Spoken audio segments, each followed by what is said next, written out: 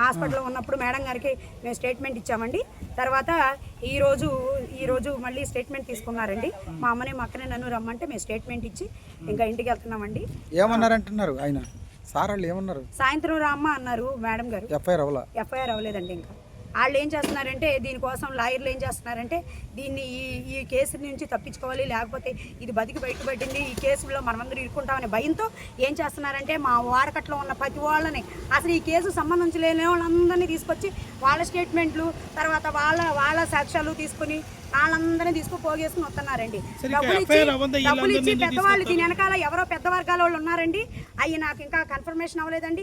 ఏదైతే బాచాంబలో జరిగిందో ఆ వీడియో చూపించాలి. ఎందుకంటే బాచాంబలో గౌరవనీయులైన ప్రెసిడెంట్ గారి యొక్క బాచాంబలో ఉంది. ఆ వీడియో చూపిస్తే మొత్తం నాది పోలీస్ విచారణలో ఇప్పుడు వాళ్ళ సంబంధం లేని వాళ్ళందరినీ మా ఇంటికాడ వాళ్ళు ఉన్నందరినీ తీసుకొచ్చి ఎవరైతే మేము మాట్లాడమో కొంతమందితో మాట్లాడదు, కొంతమంది మాట్లాడమండి. అది మన పర్సనల్ విషయం. వాళ్ళందరినీ తీసుకొచ్చి అధిక మొత్తంలో డబ్బులు తీసుకుని వాళ్ళ సాక్ష్యాలు తీసుకుని ఎఫ్ఐఆర్ నమోదు చేసేది ఏముంటుంది కదా సార్? ఉండదు కదా. ఎఫ్ఐఆర్ ఇంతవరకు ఎమ్మెల్సీ అయిందండి, ఎఫ్ఐఆర్ ఇంకా అవ్వలేదండి. అయితే ఇప్పుడు మేము కనుక ఇంటికి వెళ్ళాలంటే మాకు చాలా ప్రాణభయంగా ఉందండి. మేము బ్రతుకుతాము, ఇదే మరి ఏమవుతుందో నాకు తెలియదు. కేవలం ఈ యొక్క విషయాన్ని మీరు పెద్దవారికి తీసుకెళ్ళి నాకు ఒక ప్రొటెక్షన్ని నాకేమైనా ప్రొటెక్షన్ కమిషన్ ఏర్పరిచి నాకు రక్షణ కల్పించాల్సిందిగా నేను ఒక జూనియర్ అడ్వకేట్ అండి కాపాడవలసిందిగా నేను పోలీసు వారిని కానీ ఎవరైనా కోరుతున్నాను, నేను మీడియా వారిని కోరుతున్నాను.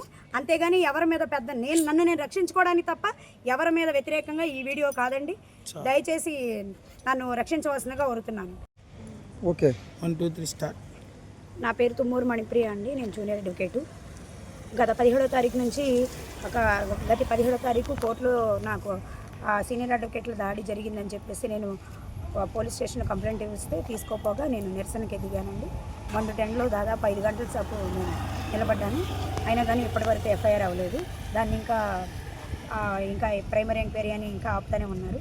తర్వాత నాకు న్యాయం జరగదని చెప్పేసి నా విజయవాడ ప్రెస్ మీట్లో మన గాంధీనగర్ ప్రెస్ క్లబ్లో ప్రెస్ మీట్ అరేంజ్ చేసి నా న్యాయం కోసం పోరాటం కోసం నేను ప్రెస్ మీట్లో పాల్గొన్నానండి. దాని తర్వాత వెంటనే దీనికి నెక్స్ట్ డే ఏం చేశారంటే వెంటనే దాడికి దిగారండి. నన్ను చంపేసేసి ఎలా అయినా సరే ఈ కేసుని ఈ యొక్క మీటింగ్ని దీనంతా ధ్వంసం చేయాలి, నన్ను చంపేయాలి, భూమి లేకుండా చేయాలని చెప్పేసి వెంటనే నన్ను దాడి చేసి నన్ను చంపడానికి సుమారుగా 10 నుంచి 15 మంది ఇంకా ఎక్కువ మందే ఉంటారండి. వాళ్ళందరూ నన్ను దాడి చేసి చంపడానికి చూశారు. అడ్డొచ్చిన నా తల్లిని నా అక్కని కూడా చెత్తబాదారు. తర్వాత దీనికోసమని పోలీసు గవర్నమెంట్ హాస్పిటల్ తీసుకెళ్లారండి. ఎక్స్రేలు స్కానింగ్ అన్నీ చేశారు. ఎమ్మెల్సీ అయింది. తర్వాత నెక్స్ట్ డే నిన్న కాకుండా ఈరోజు నేను వచ్చానండి. అయితే ఇంతవరకు నాకు ఎఫ్ఐఆర్ అవ్వలేదండి. మీరు మీడియా వారు తర్వాత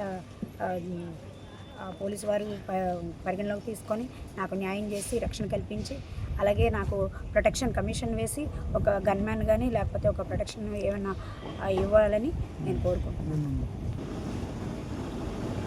ఈరోజు వచ్చి నేను మా అమ్మగారు స్టేట్మెంట్ ఇచ్చాను. మేడం గారు